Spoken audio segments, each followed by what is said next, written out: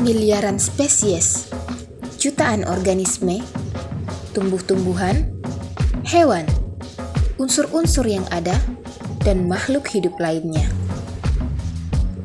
Ini kisah dan petualangan mengenai fakta tersembunyi pada alam. Sifat, klasifikasi, sejarah, adat istiadat, perkembangan makhluk hidup, dan perilaku sehari-hari mereka. Mereka bersatu dalam sebuah planet yang disebut Bumi. Kami mencoba merangkum dan menjabarkan secara singkat semua misteri, kisah yang tersembunyi, dan rahasia alam yang terungkap dengan keramat alam.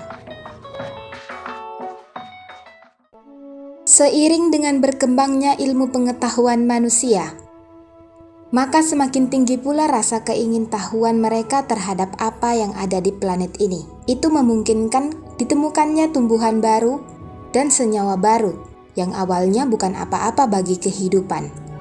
Kemudian menjadi hal yang luar biasa, terutama untuk dunia kesehatan.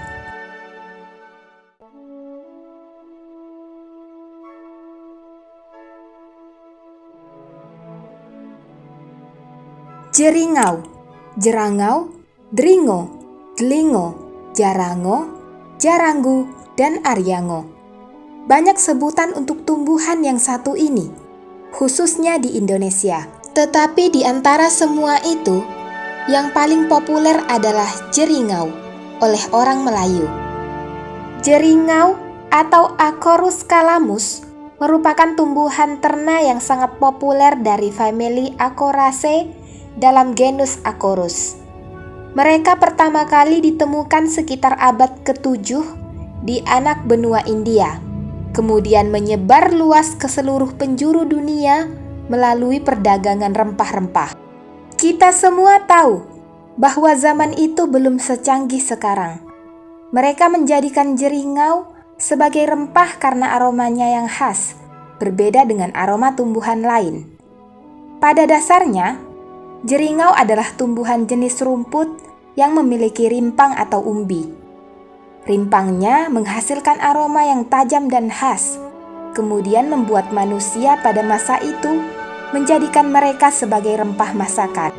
Di benua Amerika, jeringau sering diperjualbelikan melalui cara barter dengan kerabat asli mereka yang berasal dari sana, yaitu Acorus americanus. Meskipun berasal dari wilayah tropis India dan Amerika, mereka sangat menyukai tanah yang basah atau lembab. Rimpang mereka cocok dan akan tumbuh subur pada area yang lembab, namun tidak mampu hidup pada tanah yang benar-benar basah. Rimpang akan membusuk dan melunak.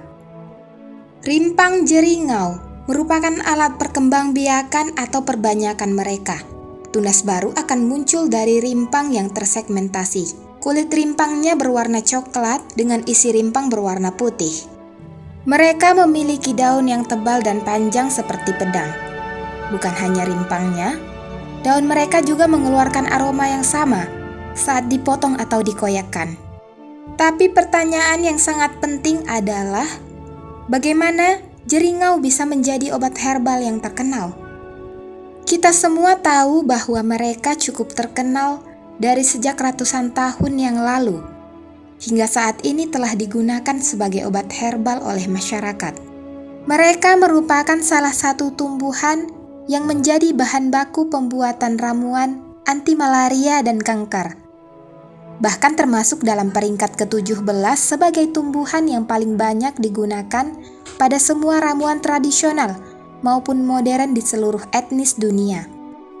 Rimpang jeringau dipercaya mampu mengobati berbagai penyakit seperti demam, sakit perut, cacingan, perawatan bayi dan pasca melahirkan, serta masuk angin.